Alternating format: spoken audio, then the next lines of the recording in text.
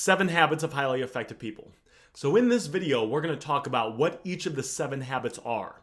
I'm going to break down and explain each of the habits to you in great detail, and then I'm going to show you how you can start using and applying literally today each of the 7 habits in your life so you can see results and you can see effects of the 7 habits. The benefit of watching this video is you could read this book if you'd like. I highly recommend it. I read this book, but if you'd like to just watch a video for 5 or 10 minutes and kind of get a breakdown summary of what each habit is, well, that's what this video's intended for, and that's the purpose of this video. So, with that said, let's go ahead and get right into it. So the first lesson, or the first habit in this book is called being proactive. Now, the first time I heard this, which was a long time ago, I thought that this was something that has to do with proactive, the stuff that you rub on your face to get rid of acne. But this is actually something different. So I used to work at AT&T. And I had a bunch of jobs before I started the businesses that I've successfully started now. And when I was working at AT&T, they told us in training about this rich area near where I live. So there's this rich area. It's about 20 minutes from where I live. And pretty much all the homes there are very expensive. They're very nice. It's kind of like old money. So it's people that a lot of people live there. They've had money for generations and they kind of stay in this area. And if you drive through this area, you will notice that there's no cell phone towers because the people that control or run the area decided that they didn't want big, ugly cell phone towers in the area because it took away from the environment. It took away from the feel and the energy that this kind of rich, exclusive, very big area was trying to was kind of the feel of the overall area. So AT&T had a problem. They got a problem because AT&T wanted to sell cell phone service to the people that lived in this area. But the area was very big. I mean, it would take you a fair amount of time to drive through the entire area. So with how everything was set up, they couldn't sell people cell phone service there because there's no cell phone towers, and they're not allowed to build or make any cell phone towers because the area said that's not allowed. So AT&T could have done one or two things. They could have winded. They could have complained. They could have said, "Forget all these rich, snobby people. We're just not gonna give them cell phone service. That's their fault." But AT&T got creative. They got proactive. They said, "What could we do to solve this problem? How could we fix this scenario?" Now, if you drive through this area, every now and then you'll see something that looks kind of odd. So for example, like a normal flagpole might be about this thick around. But when you drive through this rich area, you'll see some flagpoles that are about this big, so they're substantially bigger around. And some of them are a little bit bulkier, and they go a tad bit higher than a normal flagpole would go. If you were to cut those open, you would find a cell phone tower inside there, where AT&T snuck their cell phone tower inside the flagpoles. There's some statues that I believe there's some towers inside the statues, that are kind of in front of some of the bigger buildings there. So AT&T being proactive, figuring out how they could take responsibility for the situation. It wasn't their fault. It was some, silly law that was passed. But they got proactive and figured out, how could I solve this issue? And they went to work. That's the solution they came up with. And now everyone's happy. The area is happy because there's no ugly flagpole or cell phone towers. The people are happy because they now have cell phone service. And AT&T is happy because they can now sell cell phone service to all the rich people that live in the area. So it's a win-win for everyone. That is number one. That is the first habit of the 7 habits of highly effective people, being proactive. The second step is beginning with the end in mind. Now, this is very important. I want you guys to understand this. So I have a close a relative of mine that is pretty good at sales. And he tells me for the longest time he wanted to be good at selling. Like, his dad was a salesperson. He just kind of had a knack for selling. And over time, he spent time getting good at selling. So he would go to seminars. He would If he was doing like a sales call and it didn't work out well, so like him and his boss would kind of break down what he could have done differently and sometimes tweak little specific small things. He would read books on this topic. And now he became a veteran, respected, very well salesperson. And he makes great money as a salesperson. Also, though, what else that comes with that is, like with his job, it's not too uncommon for him to be working 50, 60 hours a week. And he doesn't necessarily like that. He's always kind of complaining about that. I was talking to I was hanging out with some friends, and I was kind of meeting some new people, and there was this a girl I was talking to, or lady I was talking to, who was a nurse. And she'd been a nurse for exactly 3 months. So she went to school, graduated, been a nurse for only 3 months, and she's telling me how she hates it. How she's ready to retire, actually, is what she said.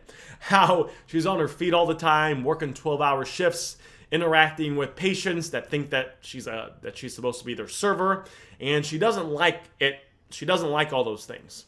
And my question was, well, didn't you know that's what was going to come when you became a nurse, right? When you became a nurse, there's benefits of being nurses. You get to help out people. That's fantastic. You get to, usually a nurse is pretty solid, right? There's people get sick.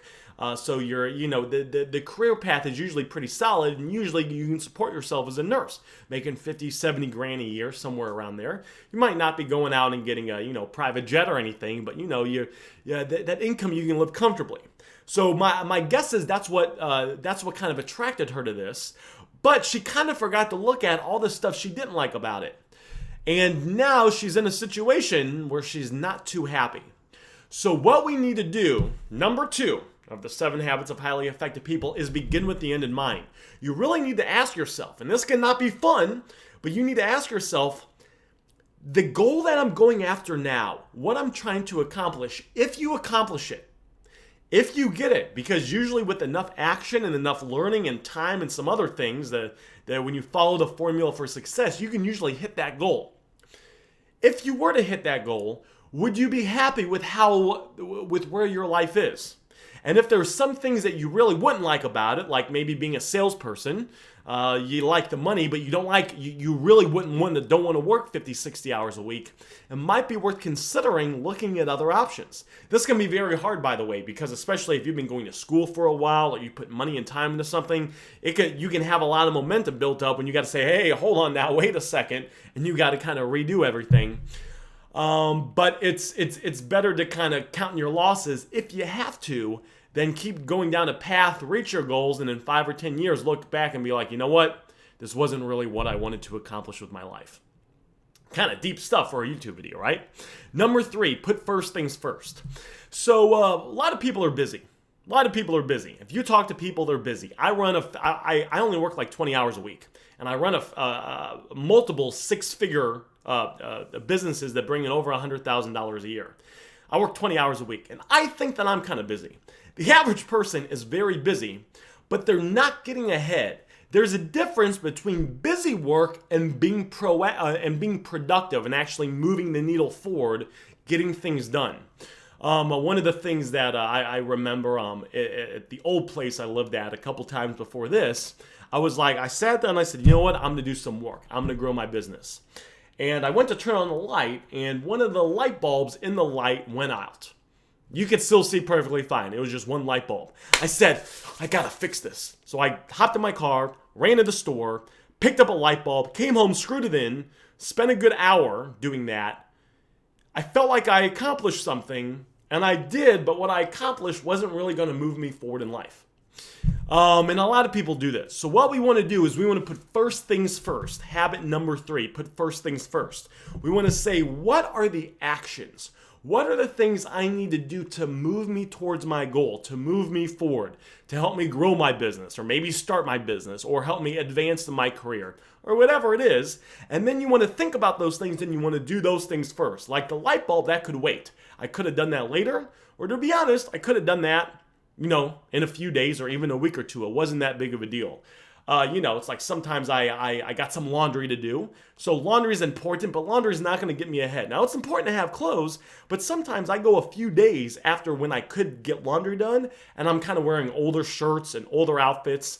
But that's okay, because during those times, I'm being proactive and I'm doing things to kind of grow and enhance my businesses. Number 4, we want to think win-win. So when I got started selling back when I was selling face-to-face. I'm always thinking about me. I want to make my money. I want to close the deal and get what I want out of it. But you got to think win-win. In the world we live in, if you want to get money from someone, you're probably going to have to provide a product or a service. And usually the person is only going to part with money for that product or service if they see more value into what you're offering than the value they give their money. I believe it's Grant Cardone that said when value exceeds price, people buy.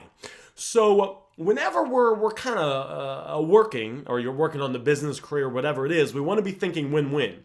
What, if you want to sell a product or you want to sell a service, let's say you're making websites, how is this website going to benefit the other person? Yes, you're going to make your money, and that's important.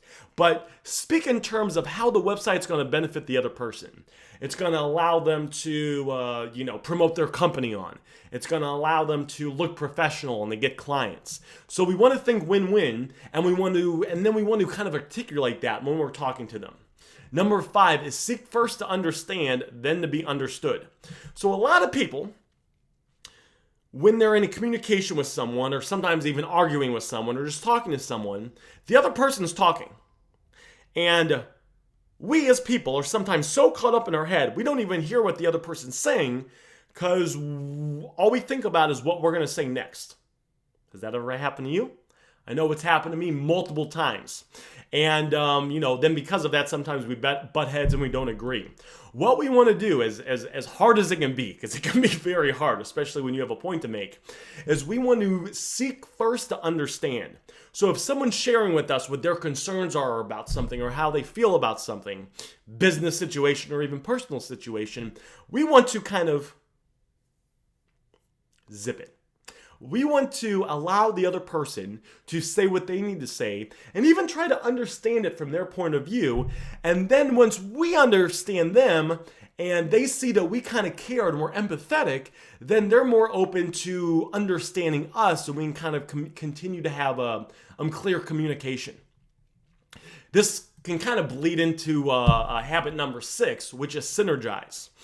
So that's where two people work together. You have two people that are working together, or a group of people, and it's where people share ideas, and it almost kind of has a mastermind effect. There's places out there that you can go pay like tens of thousands of dollars a year to get in like a mastermind with other successful rich people, where a lot of it of what you do is you're just hanging out and talking. So why is it that a lot of successful people pay to get in something like that? Is because they know that if they can share their ideas and they can get this person's opinion that's successful and this person's opinion and this person's opinion, together they can kind of, by pulling things from different places, create like a perfect game plan, a perfect structure to either help move their business forward, to solve a problem, or kind of whatever it is. Because you're taking someone's life experience and your life experience and maybe a couple other people's life experiences, and you're putting everything together to kind of come up with a really good solution. That's why you'll see a lot of businesses, like big businesses, if they're going to launch a product or something, or even do figure out what they're going to do for one specific product or service, they might have a table of people where they got, 10, 20 people, and they might sit around and discuss it for an hour, 2 hours, 3 hours, or 4 hours. Why? Because they're trying to see, all right, we kind of have a goal. Let's get everyone's opinion, that's kind of qualified, and we'll kind of put together the best case scenario. Number 7, the final habit of the 7 habits of highly effective people is called sharpen the saw.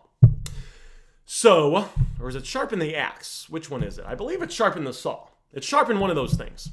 So, Abraham Lincoln, he has a quote that says if he was going to spend 6 hours chopping down a tree, he would spend the first 4 hours sharpening his axe. Why? Because Mr. Lincoln knows that if he has a sharp axe, and he's going to go chop down trees, it will take him less swings to get a tree chopped down, and he won't have to even swing as hard per chop because the axe is so sharp, the axe is doing the majority of the work. A lot of us entrepreneurs, and I actually train entrepreneurs to be successful. I've helped a lot of people now make money part-time, and I've actually helped a lot of people quit their job and make more money doing something that they love or with another business than they were from their job. And one of the things I'm kind of always teaching and I'm always kind of harping on and always kind of explaining is that taking action is important. There's a big movement in kind of the entrepreneurial space where you grind 14 hours a day and just grind your butt off, right? Grinding's important. Don't get me wrong. Taking action's important. But getting access to better information so you can take better actions, so you can get a better result is important as well. Hard work is not enough. I know a lot of people that work a lot harder than me that don't make as much money as I do. I also know people that work less than me that make even more money than I do because they're working effectively. We want to take action and work, but we also want to make sure that each action that we're taking, all the work that we're doing is the most effective that it can possibly be to help us reach our goals. So that's the final habit of the 7 habits of highly effective people. So that's what I got for you guys. Let me know if you guys like this video. Go ahead, feel free to give me a thumbs up and let me know in the comments maybe the number one lesson you took out of this video, just so I know that it was valuable and beneficial to you. And if you like this information as well, if you look in the description, I actually have a link where you can go download a list of my top 10 favorite business books and 2-minute summaries on each. The reason I have that out there is because information is, the more you learn, the more you earn, as Warren Buffett says. So what I did is I took all the books that I read, I got rid of all the books I didn't like, and I just took the best pieces of the best books that I've read. Turns out there was 10 of them, and I condensed them down so you can literally, instead of having to go out there and read the 10 books in just a very short period of time, you can actually get that information so you can put it in your brain, start using it, and hopefully start seeing the results that information has. So if that is any interest to you, again, you can get that the list of my top 10 favorite business books and 2-minute summaries on each. There's a link in the description you can click to get access to that 100% for free. And that's what I got for you guys. My name is Aaron Goldsten, and I will see you around.